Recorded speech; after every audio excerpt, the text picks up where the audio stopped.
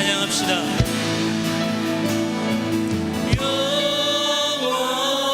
영원히 찬양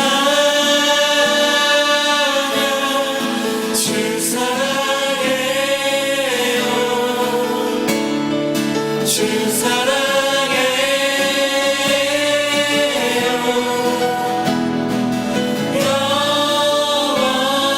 영원히 주 찬양 주 사랑해요 주 사랑해요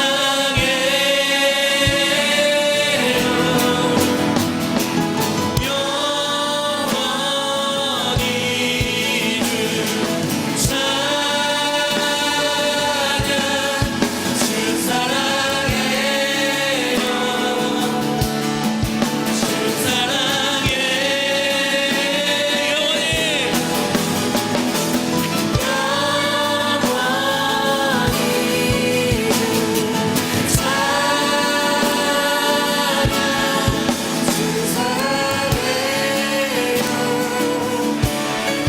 주 사랑해요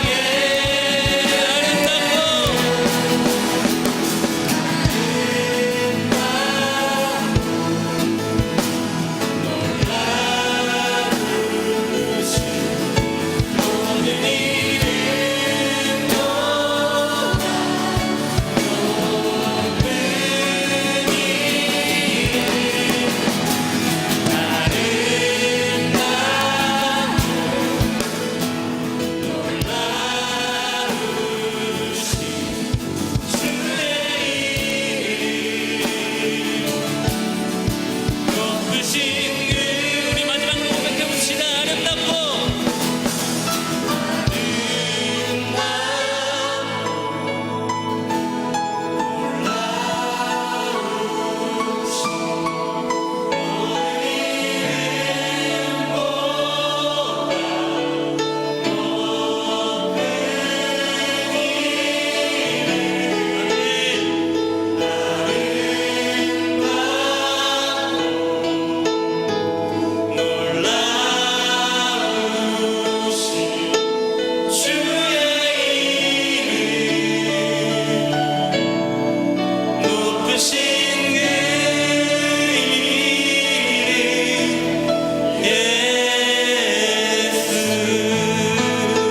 주님께 영광의 박수 돌립시다. 할렐루야.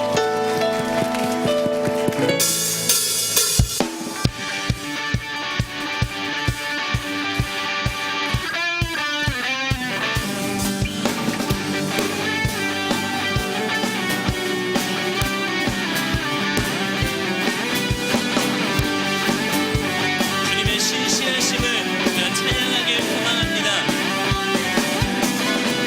주 신실하심 놀라워 죄인의 나를 흔드네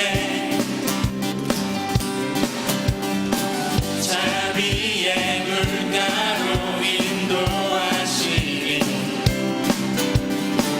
그 무엇도 끊지 못해 주여 기억하소서 주여 기억하소서 주 백성 자녀들 신실한 주님의 약속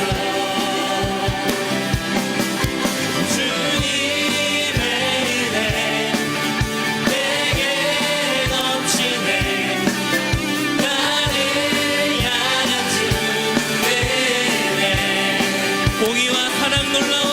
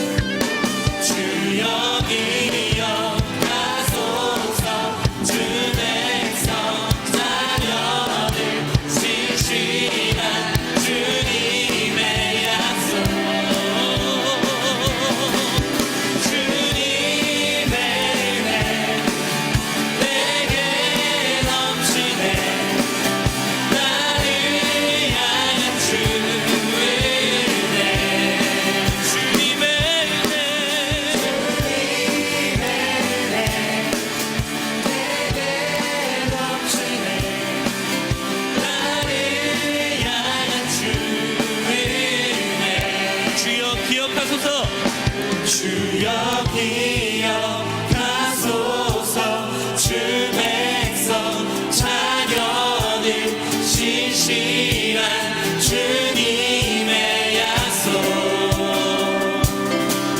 주여 기억하소서 주 백성 자녀들 진실한 주님의 약속 주님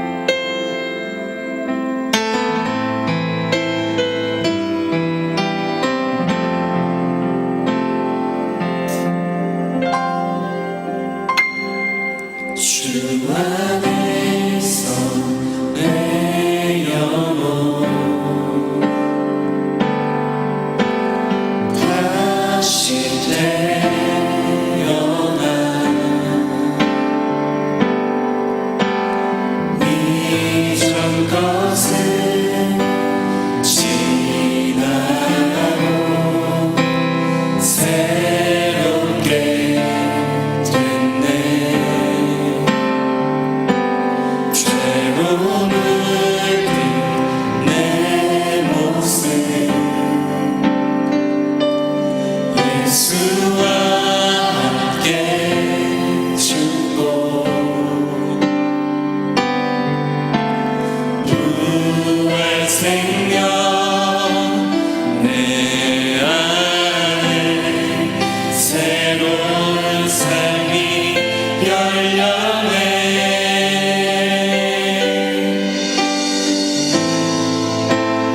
너희가 나를 택한 것이 아니요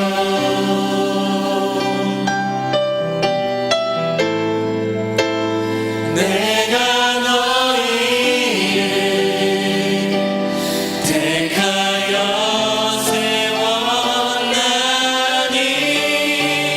오직 내 안에 오직 내 속에 그리스도가 사네. 오직 내 삶에 오직 내 맘에 그가 주인 되셨네. 오직 내 안에 오직 내 안에 오직 내 속에 그리스도가 사네. 오직 내 삶에 오직 내 맘에 그가 주인 되셨네. 내 생명 그 안에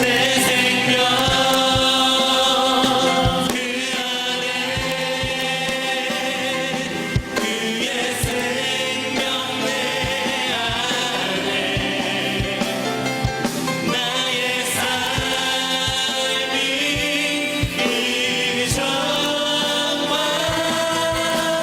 같을 수 없네. 내 생명 그 안에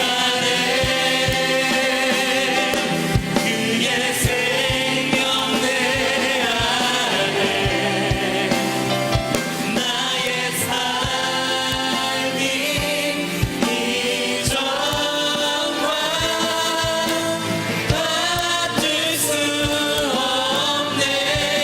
우리 이 시간 기도하길 소망합니다. 하나님, 내가 말로만 이전과는 다른 삶을 삽니다라고 고백하는 것이 아니라 주님 아버지, 내가 성령으로 침례받아 아버지 내가 이전과는 다른 삶을 내가 살아가게 하여 주시옵소서. 나의 삶이 오직 예수 그리스도의 증거자로 살아가는 증인의 삶을 살게 하여 주시옵소서. 하나님의 나라를 살아내는 청년들이 되게 하여 주시옵소서라고 우리 이 시간 간절히 주여 한번 부르시고 기도하시겠습니다. 주여 아버지, 주님 아버지, 주님 소망합니다. 아버지를 닮아가는 삶을 살길 소망합니다. 예수 그리스도가 내 안에 있음을 고백하는 삶을 살길 소망합니다. 아버지, 예수 그리스도를 증거하는 삶을 아버지 내가 살아가길 소망합니다. 아버지, 우리가 성령으로 침례받아 아버지 온전히 정하는 삶을 살게 하여 주시옵소서. 더 이상 말뿐이 아닌 오직 나의 삶으로 그러한 삶을 살아가게 하여 주시고 하나님은 주님을 위한 하나님 나라를 위한 삶을 살아가게 하여 주시옵소서. 주님 주시옵소서.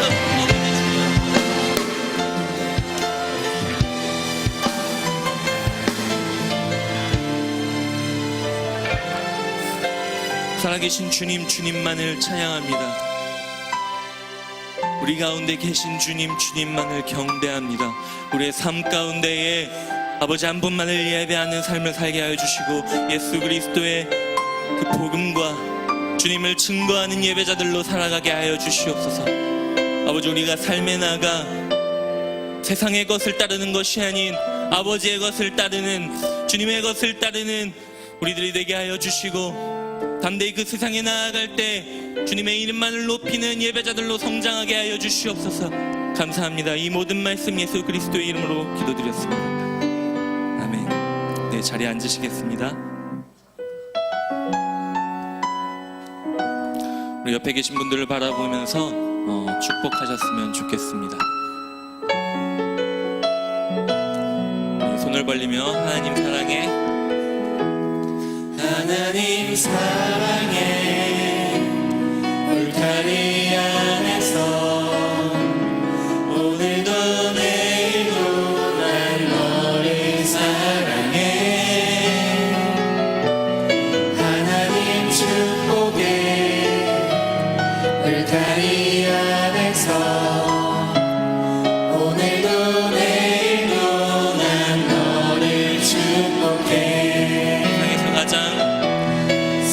세상에서 가장 아름다운 말들로, 세상에서 가장 아름다운 마음으로 나는 널 사랑해, 나는 널 축복해. 하나님 사랑으로 너를 축복해.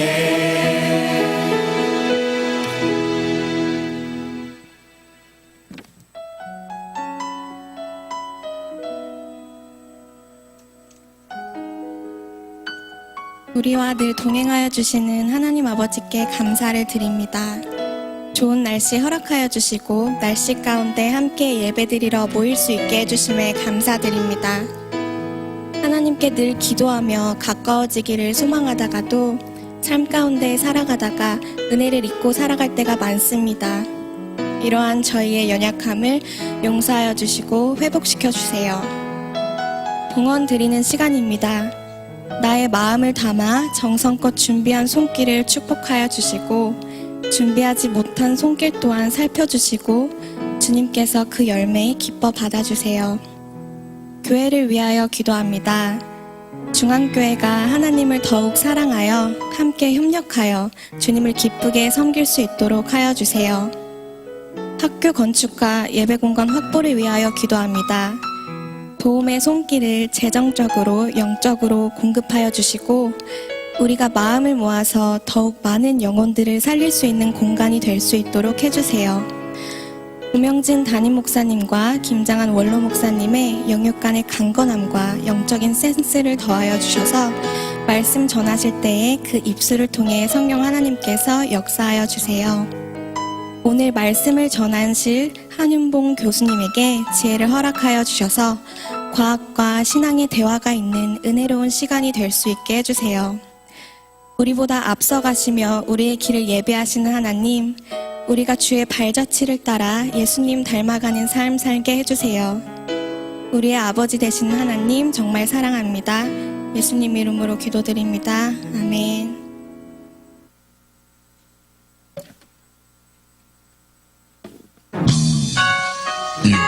This is Faith from Heritage of Faith, and today we've got our sister Anne to join us.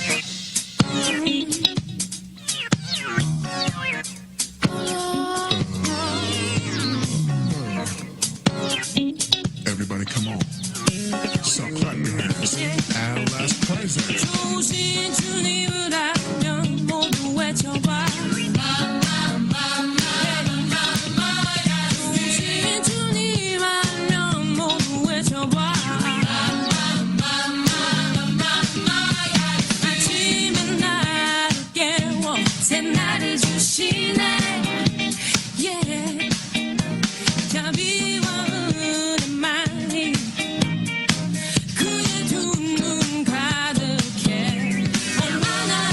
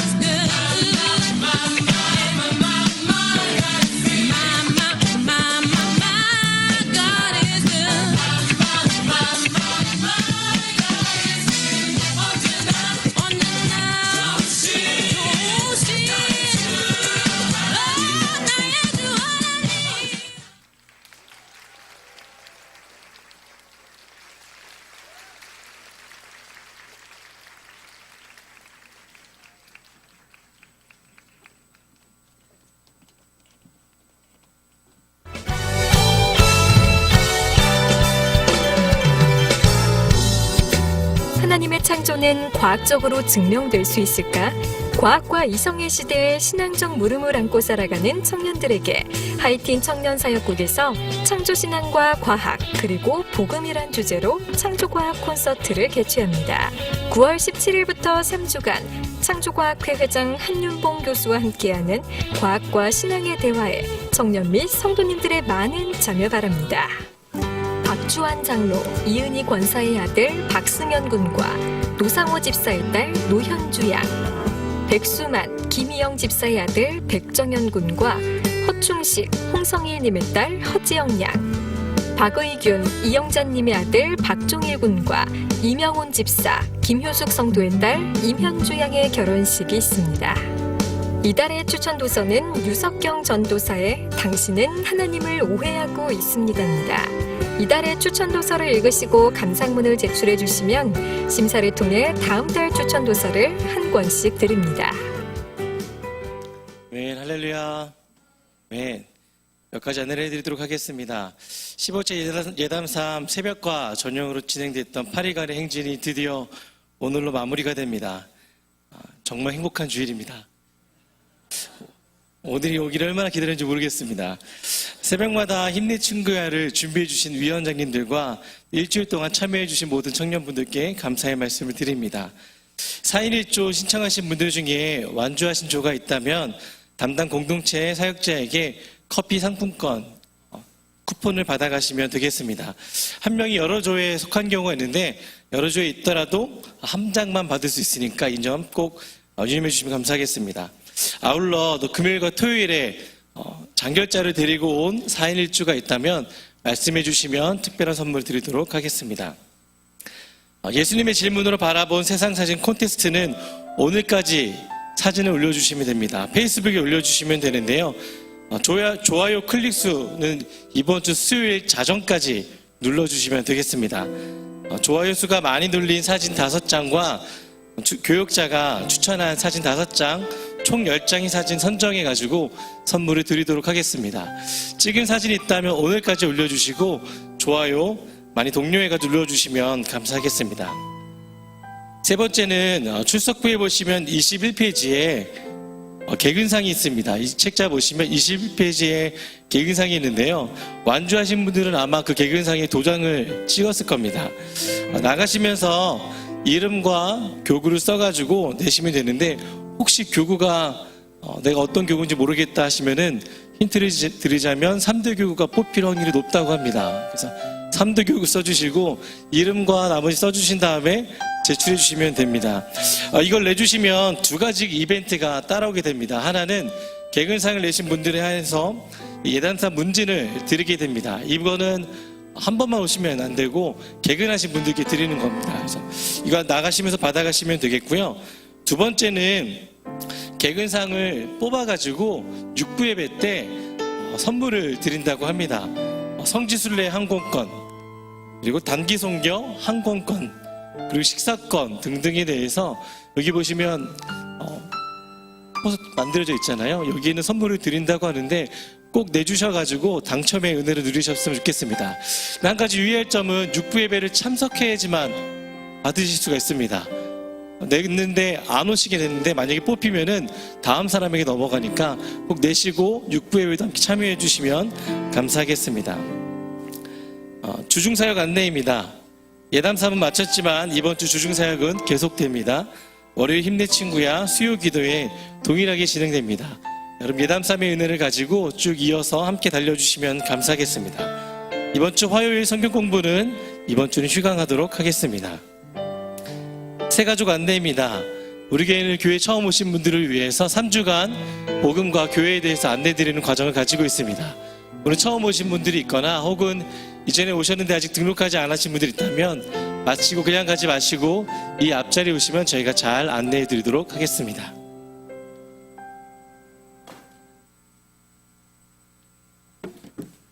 오늘 우리에게 주실 하나님 말씀 같이 보도록 하겠습니다. 창세기 1장 1절부터 5절입니다. 한 목소리로 함께 합독하여 올리도록 하겠습니다. 같이 읽습니다. 시작. 태초에 하나님이 천지를 창조하시니라. 땅이 혼돈하고 공허하며 흑암이 깊음 위에 있고 하나님의 신은 수면에 운행하시니라. 하나님이 가라사대 빛이 있으라 하심에 빛이 있었고 그 빛이 하나님의 보시기에 좋았더라. 하나님이 빛과 어두움을 나누사 빛을 낮이라 칭하시고 어두움을 밤이라 칭하시니라. 저녁이 되며 아침이 되니 이는 첫째 날이니라. 아멘. 오늘은 특별한 강사님을 모시고 말씀을 듣기를 원합니다. 한윤봉 교수님 모시고 말씀 드릴 텐데요. 한윤봉 교수님의 양력은 굉장히 화려합니다. 이렇게 보시는 대로 많은 화려한 양력을 가지고 있는데요. 그 중에서도 제 눈에 가장 띄었던 것은 세계 100대 과학자의 4번 수상이 되셨습니다. 오르셨습니다. 예, 감사합니다. 그만큼 실력 있는 과학자시고 또 그만큼 하나님의 말씀 가운데 바로 서려고 노력하는 과학자입니다. 긴 말보다는 우리 교수님 모시고 창조과학에 대해서 하나님의 말씀을 들어보도록 하겠습니다. 우리 교수님 나오실 때 중앙에 청년만이 보낼 수 있는 가장 뜨거운 박수로 환영하도록 하겠습니다.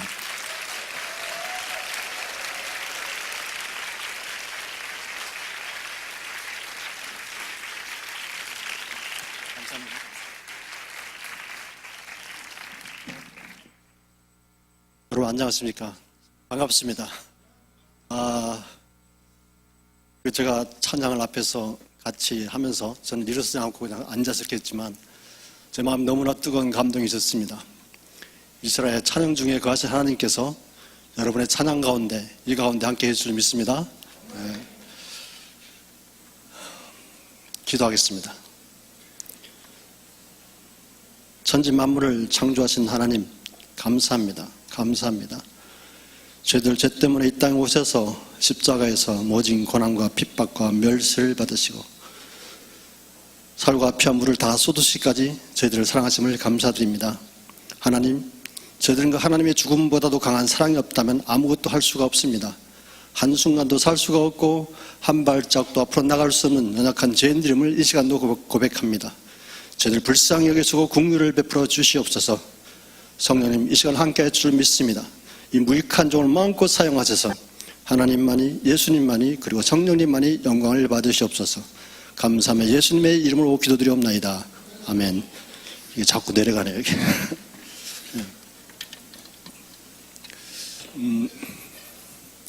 지금 띄워주시죠. 아까 소개를 하셨고요. 오늘 제가 여러분하고 첫 번째 강의 이렇게 나누고 싶은 것은 과학이 증가하는 게 도대체 무엇일까입니다.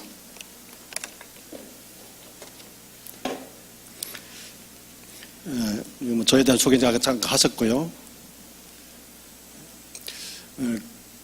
그리고 저는 저희 대표적인 저서는 아직까지 창조 신앙에 대해서 쓴 거는 아직 없고요.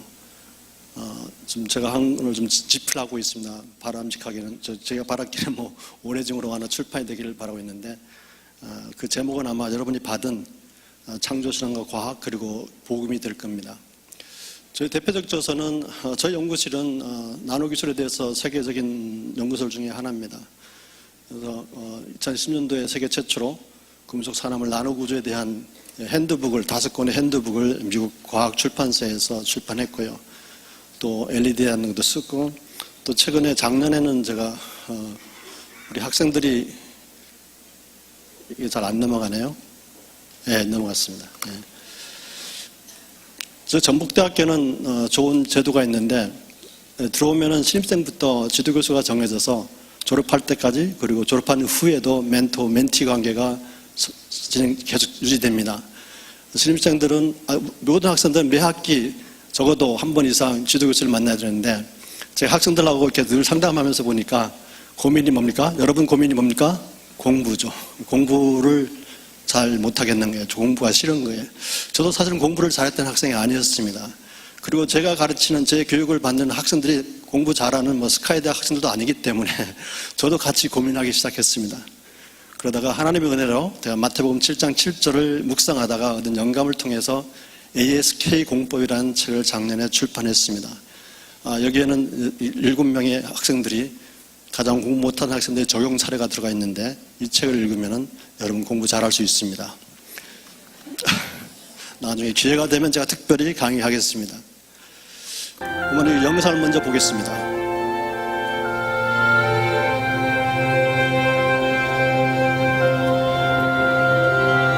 I have felt the wind blow, whispering your name. I have seen your tears fall when I watch the rain. And how could I say there is no God when all around creation calls a singing bird, a mighty tree, the vast expanse of open sea?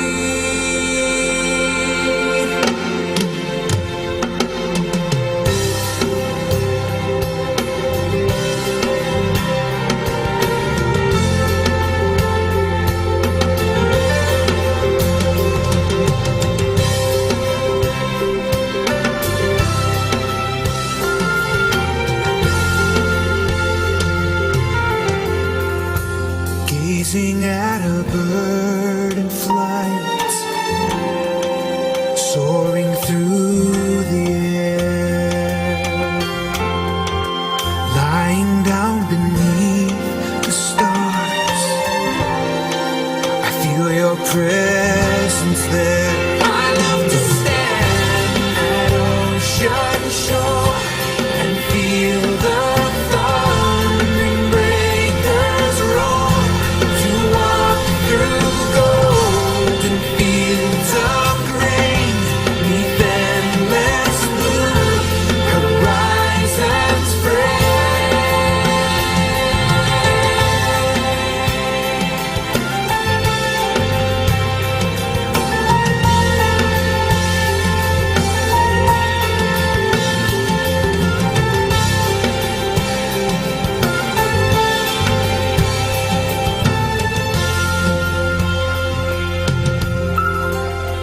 Listening to a river run, watering the earth, just like a child. 예, 여러분 어떠세요? 아름답죠? 예, 마음이 어떠십니까, 여러분? 마음이 기분 나쁘십니까? 따뜻해지죠? 예. 한 청년이 있었습니다. 그 청년은 국문학을 전공한 아버지 밑에서 철저하게 유교 사상을 공부하고, 인생에서 가장 중요한 것이 조상을 잘 섬기고 제사도 잘 지내는 거라고 그렇게 배우고 믿고 실천하던 청년이었습니다. 그 청년이 박사학위를 받기 위해서 미국에 공부하러 갔다가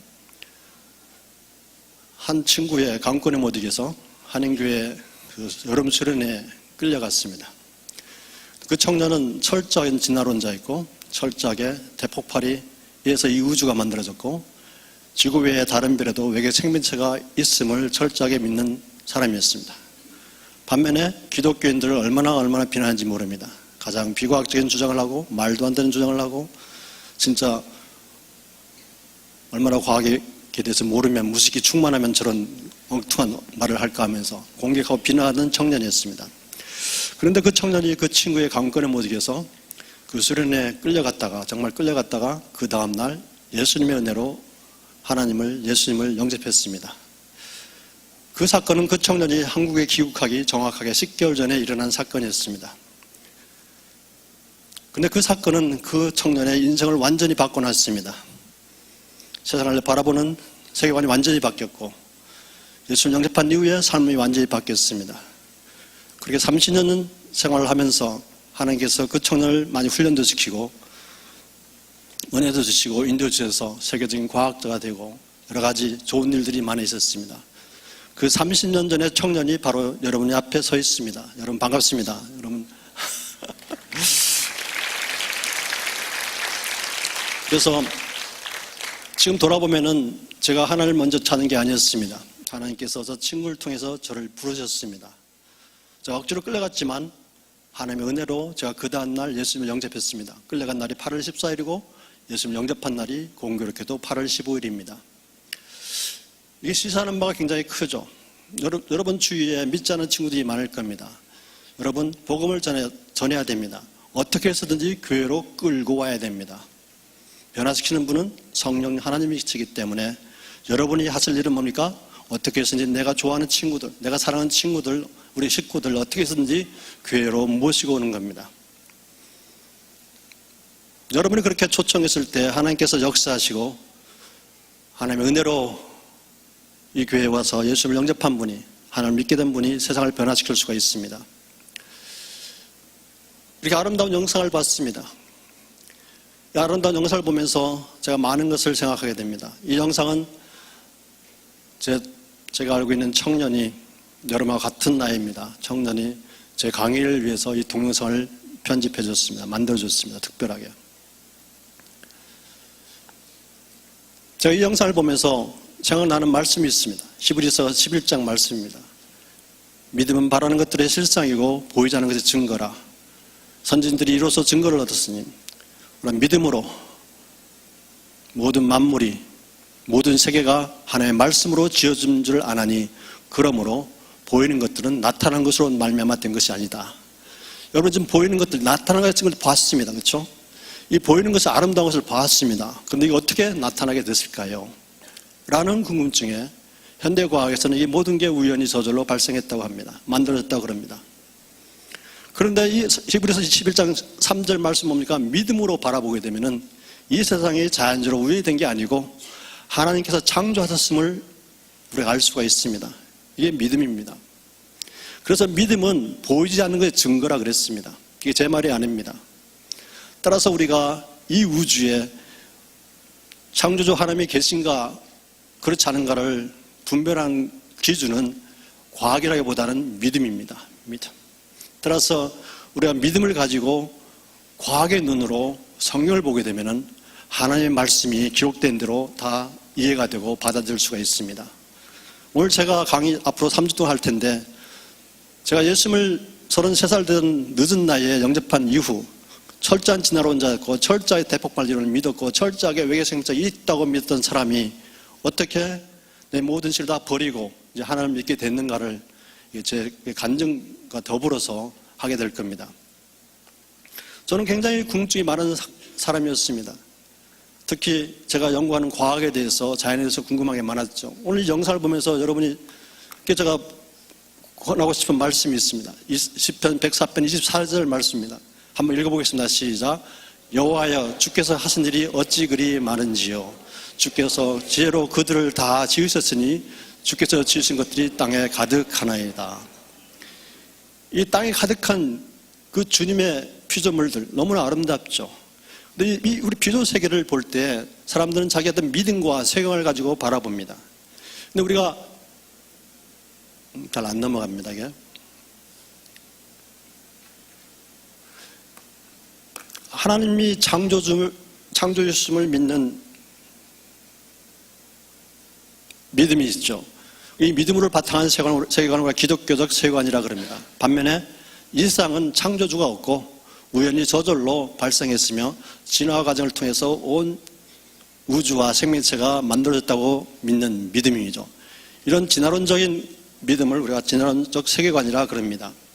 이 믿음과 세계관에 따라서 우리가 과학을 볼 때도 해석이 달라지고 그런데 많은 사람들이 이 첨단 과학 시대에 과학을 얘기하지만 과학에 대해서 정확히 잘 이해를 못하는 것도 사실입니다. 우선 과학에는 우리가 크게 두 가지로 나눌 수가 있습니다. 우선 첫째 자연과학입니다. 자연과학은 자연에서 일어나는 여러 가지 현상들에 대해서 체계적으로 연구하는 것이어서 이론과 실험이 중요합니다. 그중에서 실험이 굉장히 중요합니다. 실험적으로 반복해서 그 결과가 나올 때 이제 과학적으로 입증이 되고 인정이 됩니다. 이런 자연과학은 자연에서 일어나는 현상들을 먼저 관찰하고 그런 현상들이 어떻게 일어나는가, 왜 일어나는가 하는 가정을 세우고 그 가정을 바탕으로 이론을 만들고 이론이 맞는가를 확인하기 위해서 실험을 반복적으로 합니다. 그래서 실험이 굉장히 중요하죠. 그래서 자연과학은 어떻게 보면 실험과학이라고 할 수도 있습니다. 반면에 역사과학입니다. 기원과학. 과거 사건에 대한 체계적인 연구를 하는 거죠. 이 우주가, 이 생명체가 어떻게 만들어졌을까 하는 기원에 관한 문제를 다루는 겁니다. 이 역사 또는 기원과학은 증거물이 굉장히 중요하고 우리가 그 현장, 과거 사건의 현장에는 증인이 굉장히 중요하죠.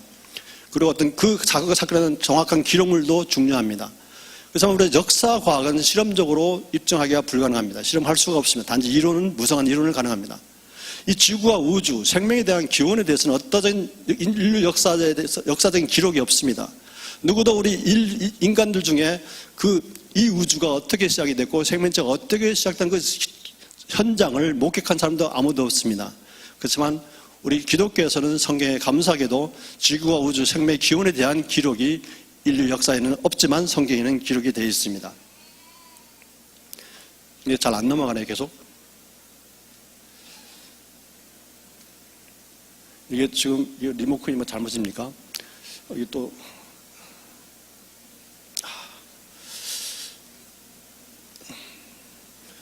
모순은 뭐냐면 자연과학을 통해서 기원과학을 해결하려고 한다는 겁니다. 현재 관찰되는 현상을 과거에도 동일하게 일어났다고 적용해서 해석하려고 하는 거죠.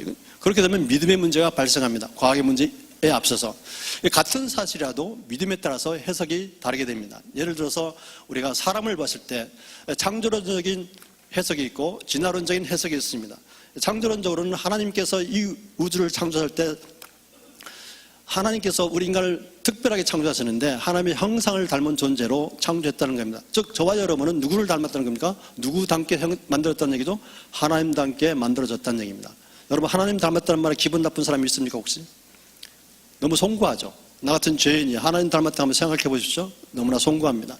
반면에 진화론은 뭐라 그럽니까? 우연히 생겨난 동문에 지나지 않는다 그럽니다. 그리고 창조론에서는 인류 조상 아담이 있다고 그러지만 진화론에서는 인류 조상이 없다. 우리 조상 거슬러 올라가면 유인원이다. 더 거슬러 올라가면 아메바라는 얘기죠. 아담 이전에 또 죽음이 있었다고 주장합니다. 또 창조론에서는 죄의 기원을 얘기합니다. 원죄. 아담이 죄로 인해서 온 인류가 죄인이 됐다는 얘기죠. 반면에 진화론에서는 원죄는 없다. 원죄는 없다는 얘기입니다. 그리고 창조론에서는 우리 인간들이 이 세상을 태어날 때 분명히 삶의 목적이 있습니다. 하나님께 영광을 드리는 삶을 살도록 하나님께 영광과 찬양을 드리기 위해서 하나님께서 우리 인간들을 특별히 창조하셨습니다. 하나님의 형상대로. 그런데 진화론에서는 삶의 목적이 없습니다. 마음대로 살다가 죽으면 된다는 겁니다. 이렇게 창조론과 진화론은 어떤 믿음을 갖고 있에 따라서 완전히 해석이 다릅니다. 진화론을 믿는 사람들은 성경을 창조론을 진화론적으로 해석하려고 그러죠. 그래서 창조를 믿는 사람들은 진화론이 하나님 말씀하고 위배이기 때문에 이건 아니라고 얘기합니다. 반면에 진화론을 과학적 사실로 믿는 분들이 창조론도 수용해가지고 이걸 타협하는 경우가 있습니다. 그걸 타협 이론이라고 그럽니다. 하나님께서 창조도 하시고 진화도 허용하셨다는 얘기죠. 다양한 타협 이론들을 주장했습니다.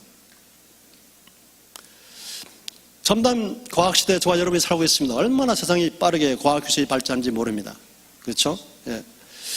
이렇게 발전하는 첨단 과학시대에 살면서 사람들이 생각하는 게 있습니다. 기독교 신앙은 비과학이다. 제가 옛날에 그렇게 공격했었거든요. 기독교 신앙이야말로 과학적이지가 않다. 비과학이다. 네. 과연 그럴까요? 그리고 또 창세에 기록된 내용들은 기록된 걸 믿으면 안 된다. 이거는 우리가 학교에서 배운 과학, 진화론을 바탕으로 하는 과학적 지식하고 완전히 위배되기 때문에 받지 않기 때문에 창세기 내용들은 기록된 걸 믿으면 안 된다. 왜? 비과학적인 내용들이 기록되어 있다는 얘기죠. 또 그러면서 과학은 창조주를 부인한다고 사람들이 생각합니다. 많은 사람들이 과학을 들먹이면서 하나님 없다 그러면 제가 옛날에 그랬습니다. 제가 옛날에 과학을 들먹이면서 많은 기독교인들을 비난했었죠. 예. 과학은 절대 창조주를 인정하지 않는다. 오히려 과학은 창조를 부인한다. 라면서 제가 공격했습니다. 과연 그럴까요? 여러분 과연 과학이 하나님 없다 그럴까요? 그리고 성경에 기록된 창조의 내용들은 비과학적인 내용일까요? 기독교 신앙은 비과학일까요? 라는 질문에 대답을 하기 위해서는 과학에 대한 올바른 이해가 필요합니다. 여러분 과학이 무엇이라고 생각합니까?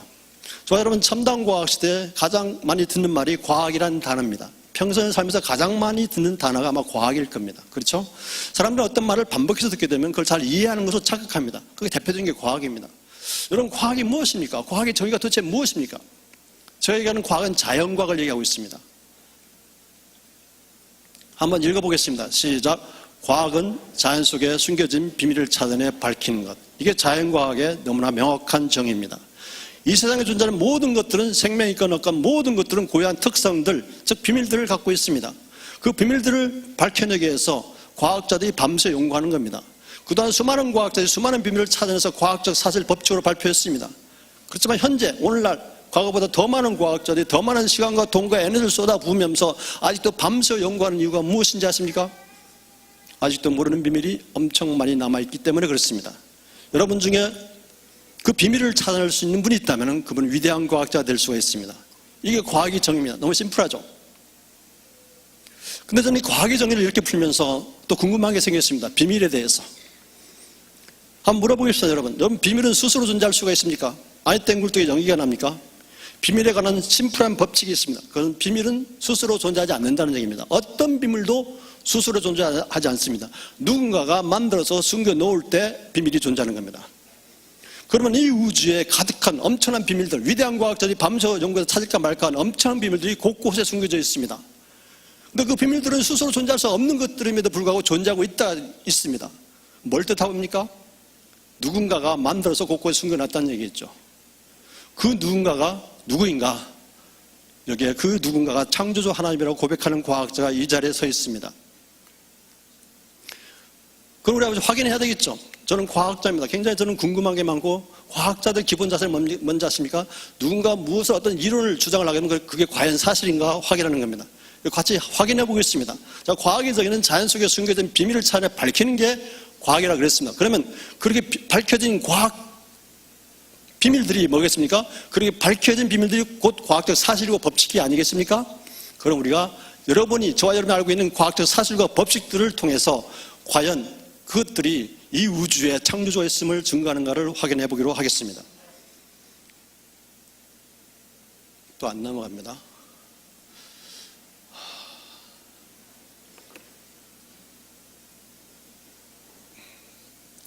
우주에는 3대 기본 요소가 있습니다. 시간, 공간, 물질이죠.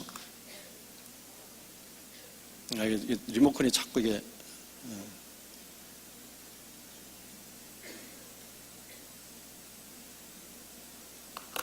우주에는 3대 기본 요소가 있습니다. 시간, 공간, 물질이죠. 저희는 다 사용하고 있습니다. 모든 생명체가 사용합니다. 저는 예수 믿기 전에 궁금했습니다. 내가 생활 가운데 사용하고 있고 내가 연구할 때 반드시 사용하고 있는 시간, 공간, 물질이 어떻게 세상에 존재하게 됐을까라는 궁금증이 있습니다. 이런 궁금증에 대해서 세상 과학은 해답을 주지 않았습니다. 그래 놀랍게도 제 예수를 영접한 이후에 그렇게 비난했던, 그렇게 비과학이라고 공격했던 성경을 봤을 때 열자마자 제 궁금증에 해답이 바로 나왔습니다. 태초에 하나님이 천지를 창조하시니라. 태초에 in the beginning, 시간은 창조된 시점이 있었다는 얘기입니다. 천지천을, 하늘천자, 우주 공간을 얘기합니다. 지는요 지구인데 물질 덩어리입니다.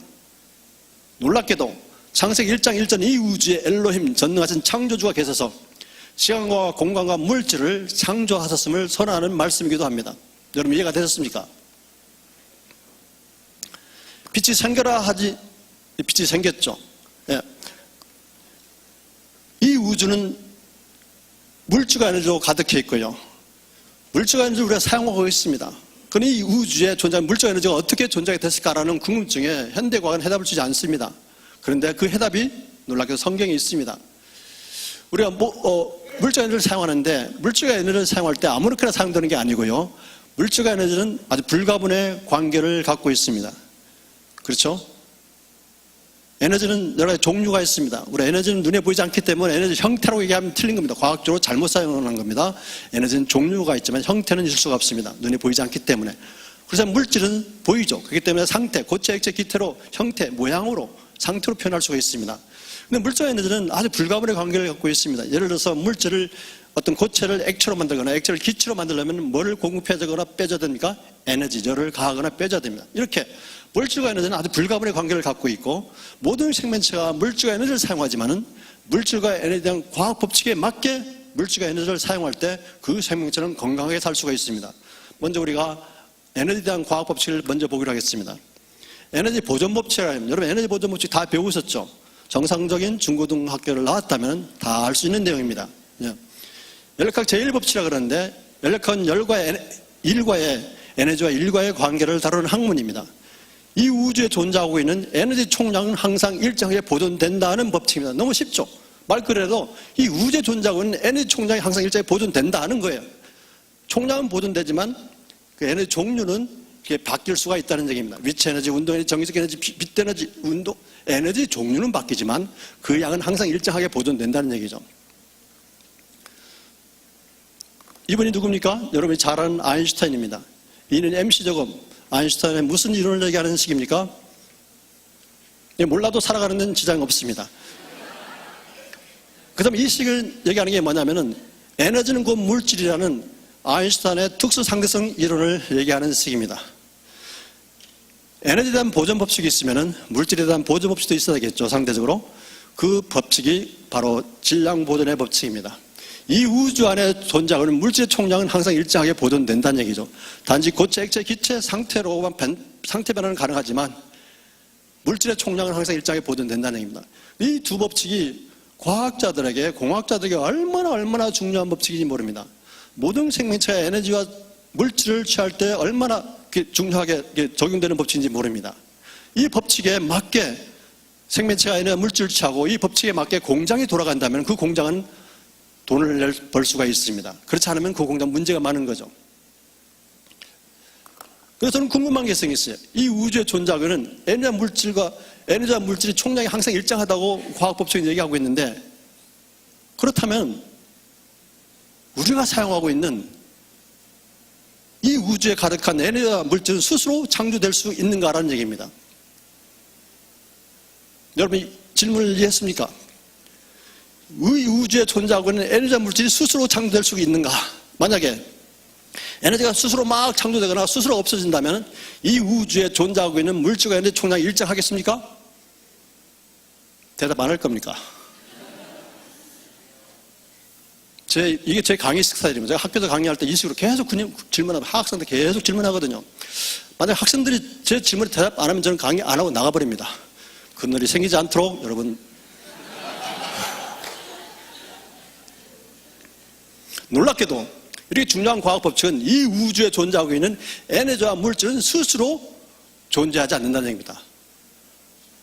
이해가 됐습니까? 누군가가 만들어서 집어넣고 일정하게 유지되도록 장치를 해놨겠죠. 그 장치가 뭡니까? 법칙입니다. 과학 법칙. 이 그림이 있습니다. 여러분, 유리병 안에 아름다운 동양화 그림이 들어가 있습니다. 질문하겠습니다. 이 그림은 스스로 만들어집니까? 스스로 들어갈 수 있습니까? 그 양이 변할 수가 있습니까? 이게 어떻게 가능합니까? 지혜 있는 사람이 유리병도 만들고 그림도 만들어 집어넣고 일정하게 유지도록 봉했습니다. 마찬가지 논리입니다. 이 그림처럼 스스로 만들어지지 않는 에너지와 물질이 이 우주에 가득해 있고 그 양이 일정하게 유지되고 있습니다. 일정하게 유지되게 하는 그 장치가 바로 뭡니까? 법칙입니다. 에너지 보존 법칙, 질량 보존 법칙이죠. 도대체 이렇게 중요한 과학 법칙이 무엇을 얘기하고 있습니까? 하나님 없다고 그러고 있습니까? 하나님이 있어야 함을 여기 얘기하고 있습니까? 이 우주에는 수많은 별들이 있습니다.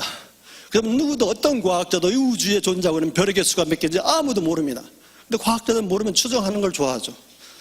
이 우주는 약 1000억 개 이상, 1000억 개 이상의 은하계가 있고 각 은하계마다 1000억 개 이상의 별들이 있다고 추정합니다. 따라서 총 별의 개수는 몇 개입니까? 10의 22승계 이상의 별이 이 우주 공간에 떠 있다는 얘기죠. 근데 여러분, 10의 21승계라는 숫자가 얼마나 큰 숫자인지 여러분 감이 옵니까? 감이 온다면 그분은 사람이 아니문이다. 절대 감이 안 와요. 저도 감이 안 와요. 그런데 제가 과학에서 여러분이 다 알고 있는 과학 법칙 중에 한 상수가 있는데 아보가드로 상수가 있습니다.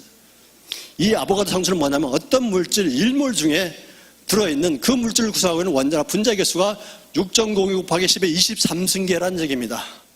온 우주에 있는 별보다 더 큰 숫자가 과학 상수인데, 아보가드로 숫자인데요, 상수인데, 예를 들면은 물 1몰은 18g입니다.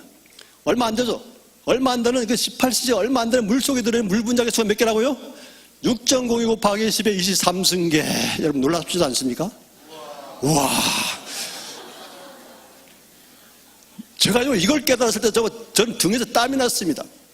어떤 과학자도 어떤 과학 기술로도 그 얼마 안 되는 물 속에 그래 온 우주에 있는 별보다 더 많은 숫자의 물 분자를 집어넣을 수 있는 기술을 갖고 있는 사람이 아무도 없습니다.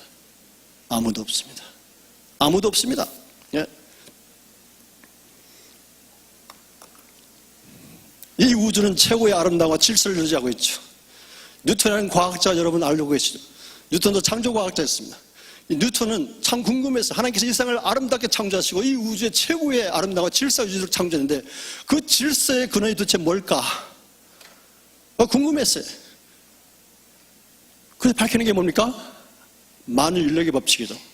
이 우주에 떠있는 별들 상호간에 서로 작용하는 힘이 있다. 그게 인력입니다. 우리 지구상에서 중력 법칙이라고 하지만 우주 공간의 모든 물질, 만유입니다. 만유가 모든 물질 간에 작용하는 힘, 그게 만유 인력이에요. 만유 인력의 법칙이라고 그러는 거죠. 별들 상호마다 서로 크기도 다르고 질량도 다르고 거리도 다르지만 서로 작용하는 힘이 있다는 얘기예요. 근데 그 서로 별들 간에 서로 작용하는 그 힘의 밸런스가 정확하게 유지되고 있다는 얘기입니다. 만약 그 밸런스가, 힘의 밸런스가 조금이라도 0.0001%로 깨진다면 이 우주는 존재할 수가 없습니다. 그럼 도대체 이런 최고의 아름다운 질서를 누가 만들었을까요? 네, 하나님입니다. 그런데 우리 학교에서는 제가 그렇게 믿었던 빅뱅을 얘기합니다. 전 철저하게 빅뱅 이론을 믿었던 사람입니다. 나름대로 막 공부도 하고요. 지금은 아닙니다. 읽어보겠습니다. 시작. 이는 하나님의 영광의 광채시요 그분 본체의 형상이시라. 그 능력의 말씀으로 만물을 붙드시며. 질서의 근원이 누구란 얘기입니까? 하나님. 이 말씀을 한번 읽어보겠습니다.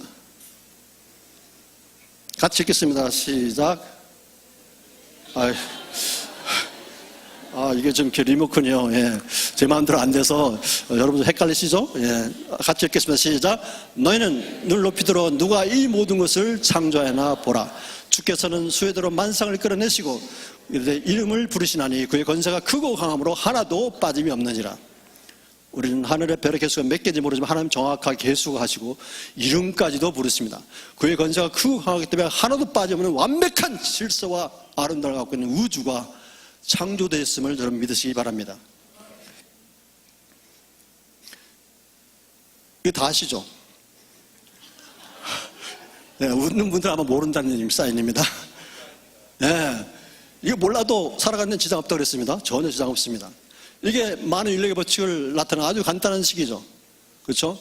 두 물질 간에는 서로 다른 질량이 있는데 서로 다른 큰 물질의 질량을 대문자에 하면 소문자는 작은 물질의 질량이에요. 두 물질의 질량의 곱에 비례하고 두 물질 간의 거리 제곱에 반비례한다는 얘기예요. 그래서 저는 이 식을 보면서 궁금한 게 생겼어요. 뭐에 대해서? R 제곱에 대해서. 왜 하필 R 제곱일까라는 겁니다. 여러분 그거 잘 알아보셨죠? 네. R 제곱일까? 모든 식에는 의미가 있습니다.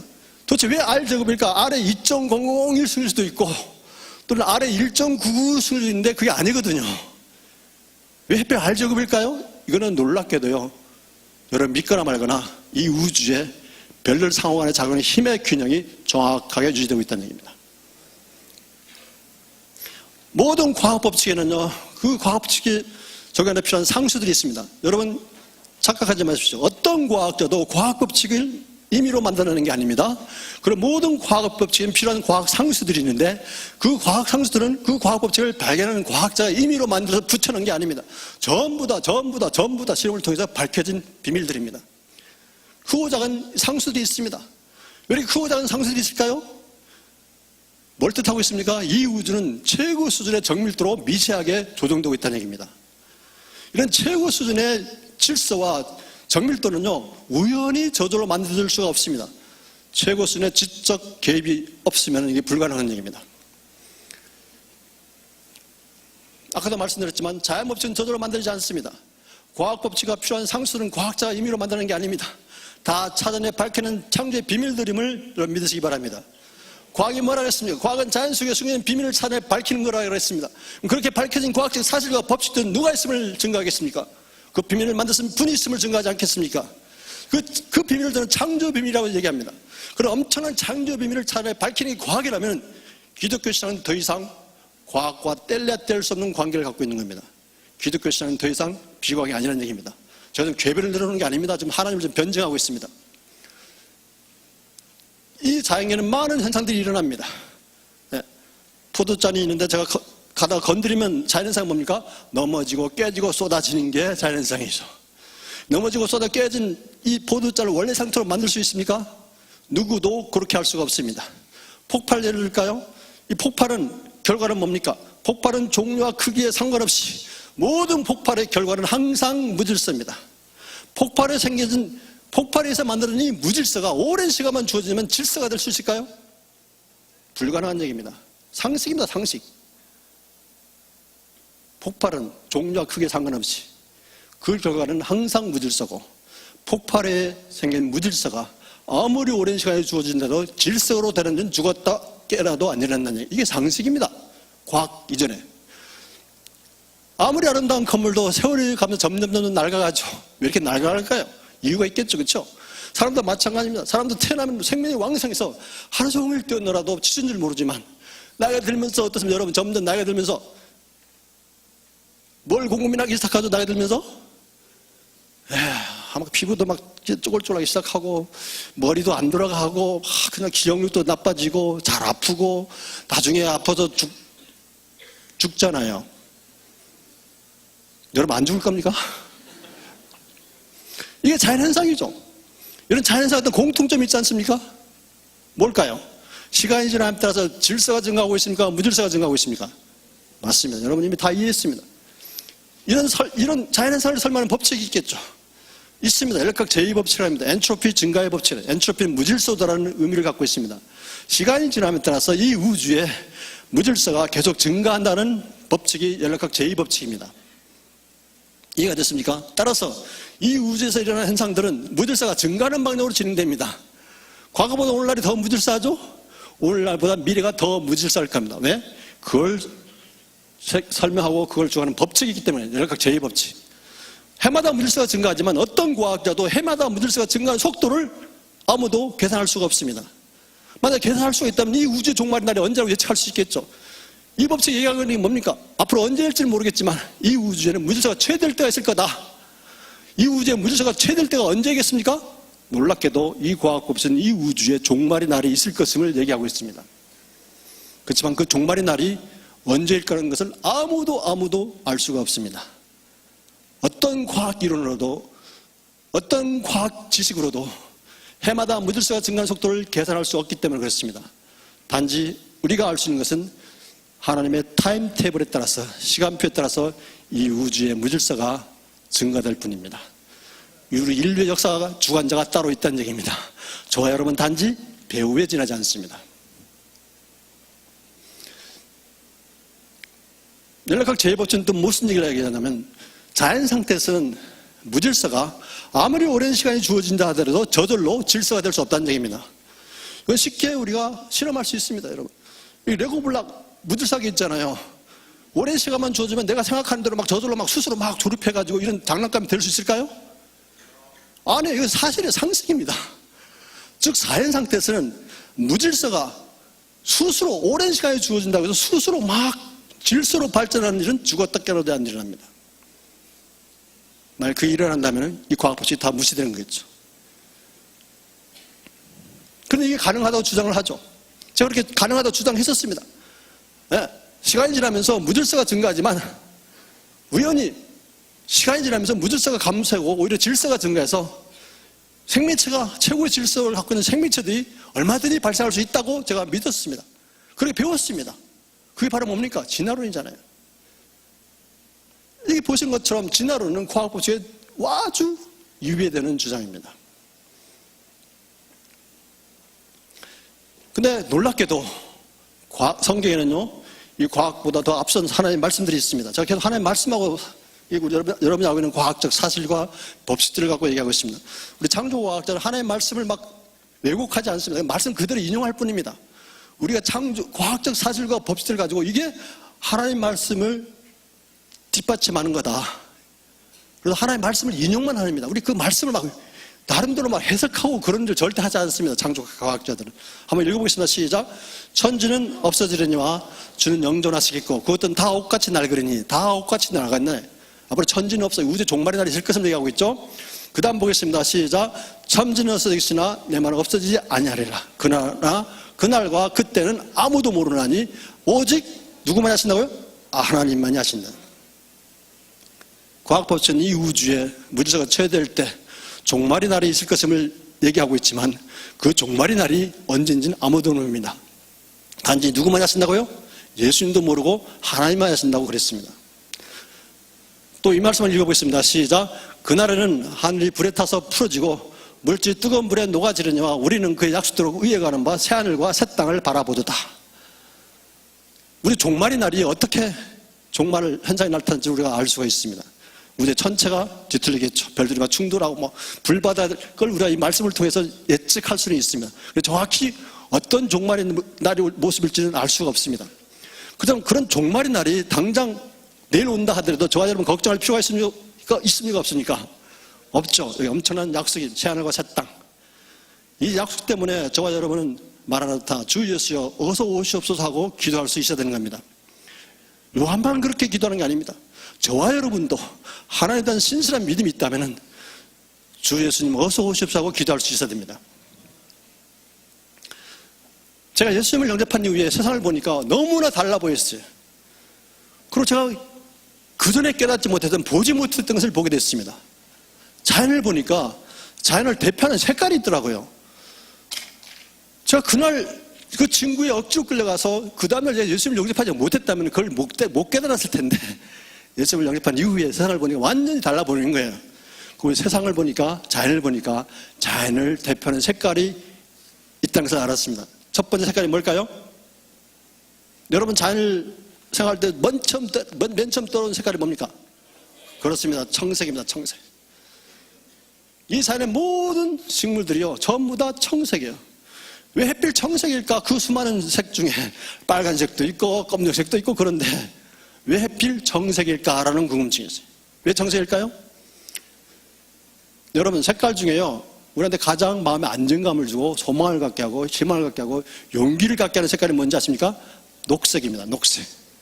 놀랍게도 하나님께서는 이 자연의 식물들 청색을 통해서 메시지를 주고 있어요. 너희가 세상에서 힘들고 지치고 낭망해서 모두를 포기하고 싶을 때에 내가 베풀어놓은 이 녹색을 보면서 다시 힘을 내고 다시 일어서라는 하나님의 메시지입니다.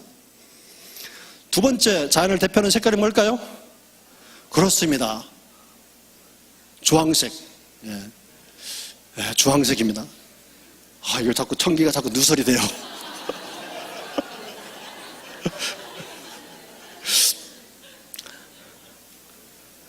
가끔 과학기술이 사람을 당황하게 할 때가 많습니다. 가을에 보는 색이죠. 주황색. 이 주황색, 무엇이 만들어낸 색깔입니까? 여름 내내 푸르르게 살아있었던 색포들이 죽어가면서 만들어낸 색깔이잖아요. 놀랍게도 죽어가는 색포가 만드는 색깔이 까만색이 아니고 주황색이에요. 놀랍지 않습니까? 전 너무 놀랐어요. 색깔 중에 우리 마음에 가장 따뜻함을 주고 사랑을 느끼게 하고 이웃을 생각하는 색깔이 뭡니까? 넉넉함을 느끼게 하는 색깔이 주황색입니다. 주황색. 놀랍게도 하나님께서는 이 주황색을 통해서 여러분의 풀었던 식물이 새풀이 죽어가는 이 색깔을 통해서 이 주황색을 통해서 내가 너를 위해서 죽어가면서 살한 것처럼 너희 이웃을 돌아보라는 너희 이웃에 내 사랑을 전하라는 하나의 메시지입니다. 또 세 번째 색깔이 뭡니까? 하얀색. 겨울. 우리나라는 참 겨울에 눈이 있잖아요. 저는 눈이 올 때마다 참 하나님께 감사드립니다. 눈이 오면서 초록초록 쌓이면서 온 세상이 하얗게 될 때 저는 하나님께 감사를 드리며 어떤 눈물도 흘립니다. 그리고 생각나는 말씀이 있습니다. 이사야 1장 18절. 너희 죄가 주홍 같을지라도 눈같이 하얘지고 진홍같이 붉을지라도 양털같이 희어진다는 하나님의 말씀이 생각났습니다. 눈이 오면요 아무리 세상이 더럽더라도 눈이 쌓이면 깨끗합니다. 저와 여러분이 제가 진홍 같을지라도 주홍같이 붉을지라도 하나님이 예수 그리스도의 십자가 보혈로 덜 입으면 우리의 모든 죄가 동에서 서가 먼 것처럼 도말되고 깨끗이 용서되는 게 아니겠습니까? 그래서 저는요 사계절 중에 눈이 내리는 더구나 첫눈이 소복소복 내려서 막 쌓일 때 그때를 참 좋아합니다. 왜요? 하나님의 사랑을 느낄 수 있기 때문에 그렇습니다. 이렇게 여러분 믿음의 눈으로 세상을 보게 되면요 우리를 향해서 하나님의 메시지를 우리가 얻을 수가 있습니다. 지구상에 온갖 종류의 식물들이 있고 과일들이 있습니다. 여러분 과일 좋아하시죠? 저는 벌써 어떻게 과일 보니까 입에서 막 침이 나오려고 그래요. 예? 여러분 과일 없는 세상 여러분 살고 싶으신 분 계십니까? 예, 용감하신 우리 형제님. 예, 이따 저 좀 만나십시오. 예, 고맙습니다. 예. 여러분, 근데 제가 물어보고 싶은 게 있습니다. 여러분, 맛있는 과일 한쪽 먹으면서 하나님께 감사해 보신 분 있습니까? 아니면 그냥 먹습니까? 저도 많이 그냥 먹습니다, 많이.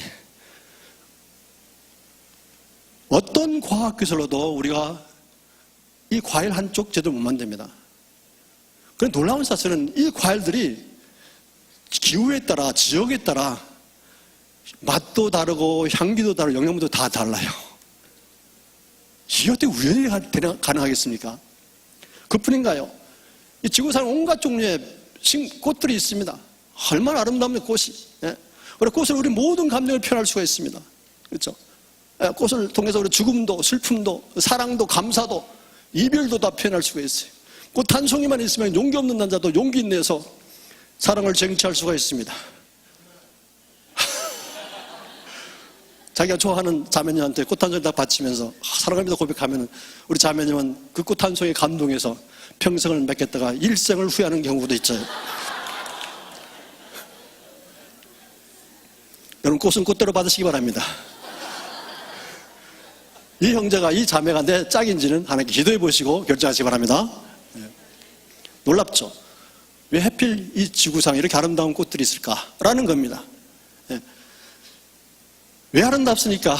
질서가 있기 때문에 아름답죠, 그렇죠? 질서가 없다면 아름답지 않습니다. 그런데 놀랍게도 이 자연의 질서는 우연히 생기는 게 아닙니다. 여러분, 어떤 질서를 스스로 생기도록 질서가 스스로 만들어지도록 할 수가 있습니까? 아닙니다. 반드시 외부에서 질서가 만드는 그런 노력을 해야 됩니다. 그때 지적 개입이 있어야 되는 겁니다. 피보나치 수열 여러분 다 아시죠? 레오나르도 피사라는 이탈리아 수학자가 자연계의 질서의 비밀을 찾아냈습니다. 이 피보나치 수열은 앞에 두 숫자를 더하면 그 다음 숫자가 되는, 예를 들어서 1과 1을 더하면 2가 되고 2와 3을 더하면 그 다음 5가 되고 5와 8을 더하면 그 다음 13, 이렇게 앞에 두 숫자를 더하면 그 다음 숫자는, 이걸 피보나치 수열이라고 합니다. 그런데 놀랍게도 이 지구상에 존재하는 모든 생명체들은요, 놀랍게도 피보나치 수열 구조를 갖고 있고요. 이따 황금비를 얘기할 텐데 황금비율 구조를 갖고 있습니다. 이거 확인해 보겠습니다. 이게 루드베키라는 꽃인데, 여기 보시면 여러분 관찰력이 뛰어난 사람은 어떤 패턴이 있다는 걸 알아요. 패턴. 시계 방향의 패턴, 그리고 반시계 방향의 소용들이 있다는 걸 알 수 있겠죠. 한번 세보겠습니다. 이 패턴이 과연 피보나치 수열 구조를 갖는가를 한번 세보겠습니다. 넘어가십시오.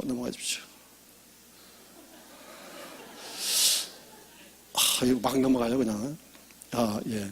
이게 이제 같이 카운트를 해야 되는데, 총 13입니다, 13. 이게 시계 방향이죠. 이게 시계 방향으로. 예. 그 다음 또 반시계 방향으로 한번 돌려볼까요? 카운트하겠습니다. 2, 3, 4, 5, 6, 7, 이게 안 돌아가요. 20일. 아까 앞에 숫자가 몇 개였습니까? 13. 그 13의 앞에는 뭐였죠? 8이었죠. 8과 13을 더하면 21이잖아요. 피보나치 수열 구조를 갖고 있습니다. 놀랍게도 이 지구상에 있는 모든 식물들이 피보나치 수열 구조를 대부분 갖고 있습니다. 나무들이 그 줄기가 날 때 아무렇게 나는 게 아닙니다. 피보나치 수열 구조를 따라서 납니다. 예. 황금비율이라는 게 있죠. 피보나치 수열에서 이렇게 연속된 두 수를 앞에 수로 뒤에 수를 계속 나누다 보면 일정한 비율에 도달해요. 그 일정한 비율이 1대 1.618입니다. 또 반면에 뒤에 숫자로 앞에 수를 계속 나누다 보면 0.618대 1이 돼. 이걸 우리가 황금 비율이라고 그래요. 특히 1대 1.618이 황금 비율의 아주 기준입니다. 피보나치 수열과 이런 황금 비율은 조화와 아름다움을 나타내는 수치이고요. 놀랍게도 가장 아름다운 모양을 나타내는 수치는 자연계의 질서의 비밀입니다. 그리고 가장 안정된 상태를 나타내고, 자꾸 청기가 누설됩니다. 예. 무생물이건 생물이건 은하계 정도는 질서의 신비입니다. 우리 인간도 마찬가지입니다. 이 황금 비율을 갖고 있다면 우리는 굉장히 멋있는 사람이죠. 그렇죠? 예를 들어서 목에서 머리까지가 1이고 목에서 배꼽까지가 1.618이면 황금 비율입니다. 배꼽에서 머리까지가 1이고 배꼽에서 발끝까지 1.618은 황금 비율입니다. 혹시 이 중에 황금 비율 가진 분 계십니까? 얼굴도 마찬가지고요. 이빨, 손, 마디 모든 게 황금 비율을 우리가 측정할 수 있는데, 저도 한 번은 내 몸의 황금 비율은 어디 있는가 한번 찾아봤습니다. 하루는 세수를 하고 난 다음에 거울을 보면서 이제 자를 가지고 착 재봤어요. 착 재봤더니 궁금하잖아요. 이렇게 황금비를 모르면 모를까 아는데 한번 찾아봐야 되겠죠. 여러분도 한번 찾아보세요. 저 찾아봤더니 정말 딱 한 군데도 없었습니다. 너무 감사했어요. 속으로 내가 황금비를 얻구나. 그러면서 제 마음속에 감동이 있었어요. 내 몸의 황금 비율보다 네 마음의 황금 비율을 새겨라. 여러분, 우리 몸의 황금 비율이 중요한 게 아닙니다. 마음의 황금 비율을 새기시기 바랍니다. 절대 칼대지 마세요. 왜 이렇게 아름다울까요? 이유가 있죠. 모든 것은 이유가 있습니다. 아름다운 이유가 있겠죠? 여러분 이미 파악했습니다. 첫 번째 뭡니까? 왜 아까 꽃들이 아름다웠습니까? 일정한 모양이 있었죠. 일정한 모양이 있고 일정한 질서가 있었기 때문에 아름다운 겁니다. 그렇지 않습니까? 너무 심플하죠? 그런데 일정한 모양이 있다고 질서가 만들어지는 게 아니고요. 그 질서가 저절로 만들지 않습니다. 반드시 일정한 모양과 질서가 가능하게 하는 원리가 있어야 되겠죠. 그 원리가 바로 뭡니까? 그게 바로 과학법칙입니다. 과학법칙. 이런 이유 때문에 이 피조 세계는 아름다운 겁니다. 이런 이유 때문에 우리가 여러분 학교에서 골치 아픈 뭘 배웁니까? 수학을 배우는 겁니다. 수학. 여러분 왜 수학을 배워요? 이 피조 세계가 일정 모양도 없고 질서도 없고 그런 일정 모양과 질서가 가능하게 하는 원리가 없다면 우리가 수학을 이용할 필요도 없고요. 수학을 가지고 아무것도 할 수가 없습니다. 이런 이유 때문에 과학자들이 자연의 숨겨진 비밀을 밝히는 연구를 할 때 반드시 수학을 이용해서 이론적으로 접근하는 겁니다. 이해가 됐습니까? 이렇게 창조됐기 때문에 하나님 보시기에 아름다웠을까요? 추웠을까요? 아름다웠어요. 창세기 1장에 보면요. 하나님께서 창조하시고 나서 반드시 얘기하시는 게 있습니다. 하나님 보시기에 좋았더라. 하나님 보시기에 좋았다는 말은 문자적 비유가 아닙니다. 어떤 은유적 비유도 아니고 문자 그대로 보시기에 피지컬하게 좋았다는 얘기입니다. 지금 세상도 아름답잖아요. 이 세상에 타락하기 전에 얼마나 아름다웠을까요? 한번 상상해 보십시오, 여러분. 우리가 가야 할 앞으로 본향집이 그렇게 아름다운 에덴 동산일 거라고 저는 믿고 있습니다. 여러분들 핸드폰 다 갖고 있죠. 핸드폰 일정 모양과 질서를 갖고 있고 일정 기능을 갖고 있습니다. 근데 여러분 핸드폰 만드는 과정을 본 적 있습니까? 삼성전자 가까이 있으니까 가서 방문해서 구경한 사람 있을지도 모르겠어요. 여러분 이 핸드폰 만드는 과정을 보지는 않았지만 이걸 누가 만들었습니까? 하나님이 주신 지혜로. 맞습니다. 예, 궁극적으로 올라가면 하나님. 그래서 주신 지혜로 하나님 우리에게 허락하신 과학 지식을 가지고 이런 핸드폰 기능을 하는 걸 만들었죠. 근데 기본적으로 필요한 게 뭡니까? 설계도예요, 설계도. 설계도가 없다면 자꾸 청결 누설됩니다, 이게. 설계도가 없다면 이걸 만들 수가 없습니다. 설계도는 저절로 만드는 겁니까? 아니죠. 이 핸드폰의 목적과 기능을 위해서 우리가 알고 있는 과학 지식과 법칙들, 공학적 원리를 다 이용해서 설계도를 만드는 겁니다.